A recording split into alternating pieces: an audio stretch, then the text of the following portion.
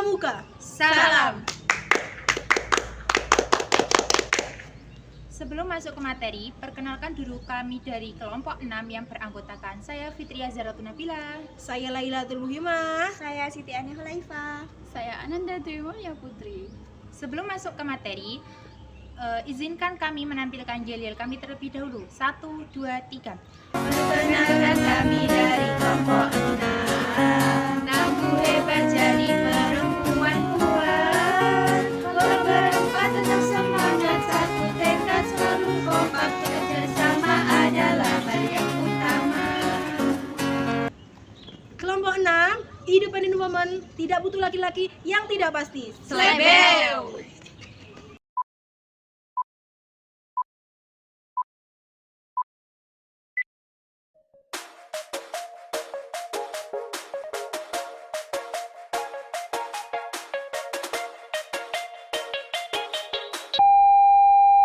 Kiasan dasar merupakan gambaran atau kiasan yang mendasari dan melatar belakangi suatu kegiatan kepramukaan untuk menciptakan pengalaman yang lebih bermakna dan relevan bagi peserta didik. Kiasan dasar kepramukaan bersumber pada sejarah perjuangan bangsa Indonesia dan budaya bangsa Indonesia. Selanjutnya ada tingkatan dalam pramuka.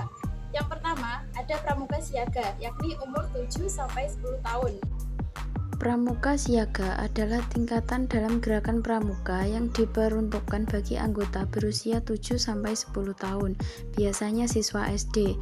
Tingkatan ini fokus pada pembentukan kepribadian, keterampilan, dan karakter melalui kegiatan bermain sambil belajar. Satuan terkecil dalam pramuka siaga disebut barung, dan beberapa barung membentuk perindukan. Tingkatan pramuka siaga terbagi menjadi 3, yaitu siaga mula, siaga bantu, dan siaga tata.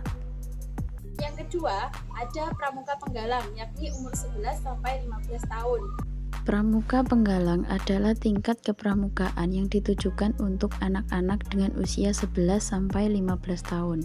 Nama penggalang berasal dari kiasan masa menggalang persatuan dalam perjuangan kemerdekaan Indonesia yang dirangkum dalam Sumpah Pemuda. Pramuka penggalang memiliki 3 tingkatan, yaitu penggalang ramu, penggalang rakit, dan penggalang terap. Ketiga, ada pramuka penegak, yakni umur 16 sampai 20 tahun. Pramuka penegak adalah tingkatan dalam gerakan pramuka yang diikuti oleh anggota yang berusia 16 hingga 20 tahun. Golongan ini berada setelah pramuka penggalang dan sebelum pramuka pandega. Nama penegak dipilih karena mengacu pada upaya penegakan kemerdekaan Indonesia pada masa perjuangan. Pramuka penegak terdiri dari 2 tingkatan, yaitu penegak bantara dan penegak laksana. Dan yang terakhir, ada pramuka pandega, yakni umur 21 sampai dengan 25 tahun. Pramuka pandega adalah tingkatan terakhir dalam gerakan pramuka yang diperuntukkan bagi anggota berusia 21 hingga 25 tahun. Mereka disebut juga senior rover dan dianggap berada dalam masa dewasa awal. Tujuan pembinaan pramuka pandega adalah mempersiapkan mereka menjadi pemimpin yang bertanggung jawab dalam berbagai aspek kehidupan.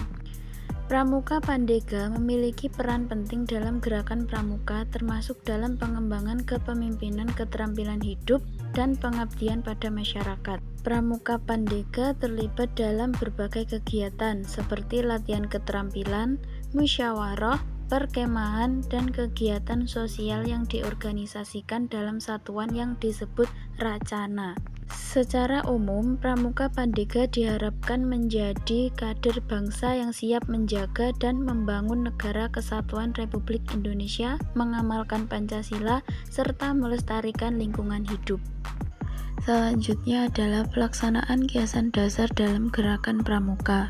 Satuan golongan kegiatan yang pertama adalah kantor pusat kegiatan, yang bernama kuartir adalah kiasan dari markas. Yang kedua ada pramuka usia 7 sampai 10 tahun yang bernama siaga, adalah kiasan dari perjuangan Budi Utomo tahun 1908 untuk mesiagakan rakyat.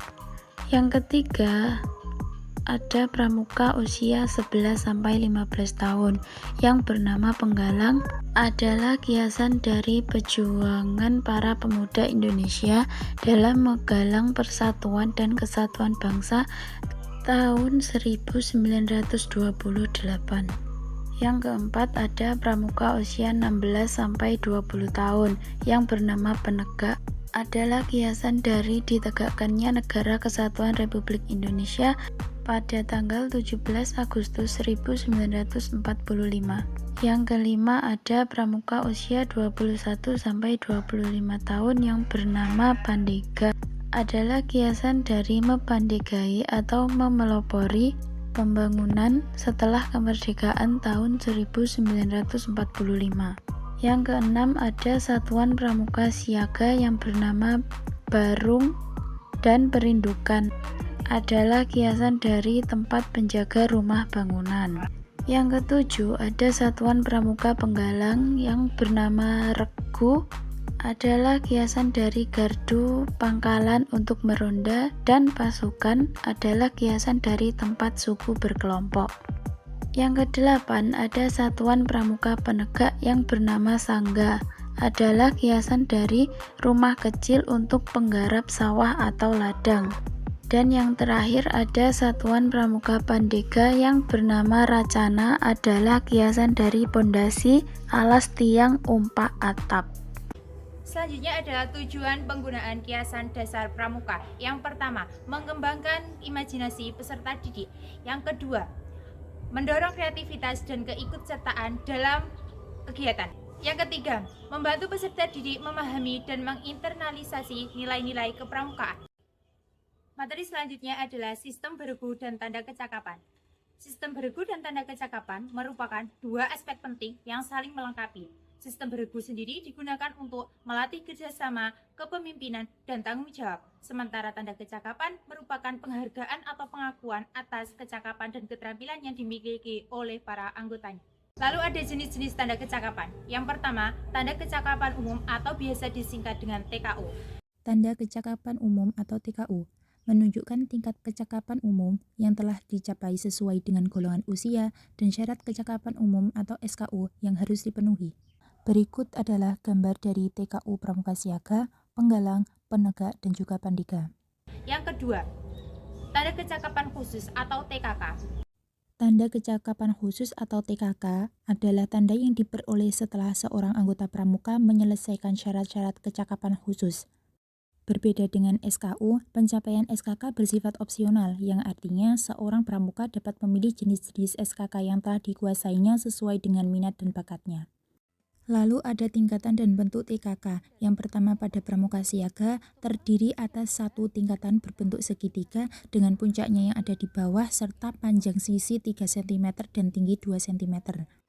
Kemudian pada tingkat pramuka Penggalang, Penegak, dan juga Pandega, tingkat purwa berbentuk lingkaran dengan garis tengah 2,5 cm dan dikelilingi bingkai 2 mm. Sedangkan di tingkat madya berbentuk bujur sangkar dengan ukuran sisi 2,5 cm dan dikelilingi bingkai 2 mm. Dan di tingkat utama berbentuk segi 5 beraturan dengan ukuran sisi masing-masing 2 cm dikelilingi bingkai 2 mm.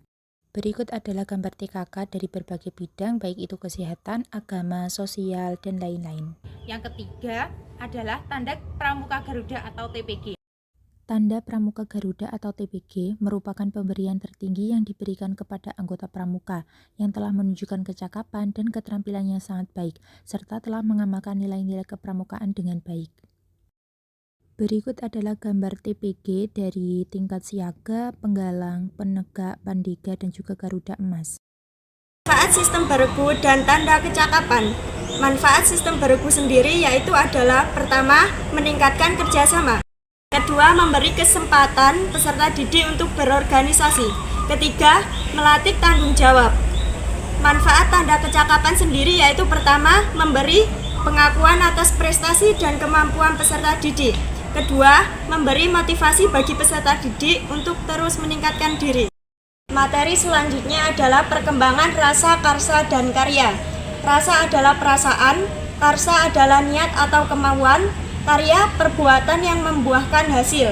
Dalam pramuka, perkembangan cipta, rasa, dan karsa memiliki makna.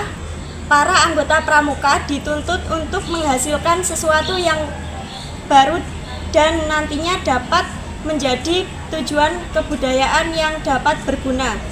Materi selanjutnya adalah program Gereja Gugus Depan atau GUDEP.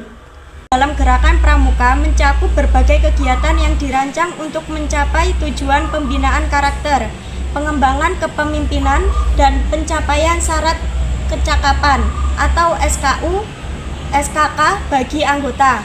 Contoh program kerja GUDEP yaitu pertama, latihan rutin, kedua, perkemahan, ketiga, bukti sosial, keempat, perkembangan sarana, kelima, pembinaan anggota, dan lain-lain.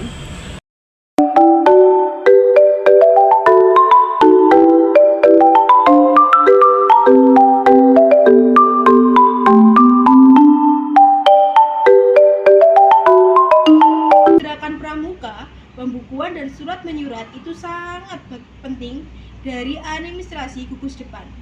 Pembukuan itu berfungsi untuk mencatat berbagai kegiatan termasuk keuangan, inventaris, dan data anggota, sementara surat menyurat digunakan untuk komunikasi resmi.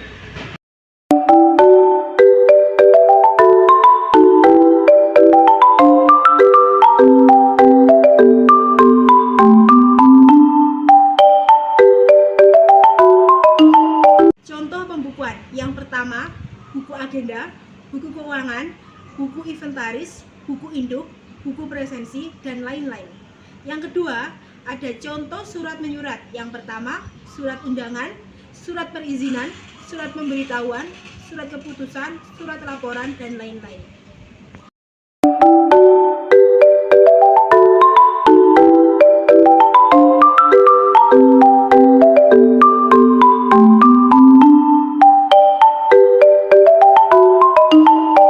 Materi yang terakhir yaitu ada tujuan administrasi gugus depan. Yang pertama, memudahkan pengolahan gugus depan. Yang kedua, meningkatkan transparansi dan akuntabilitas.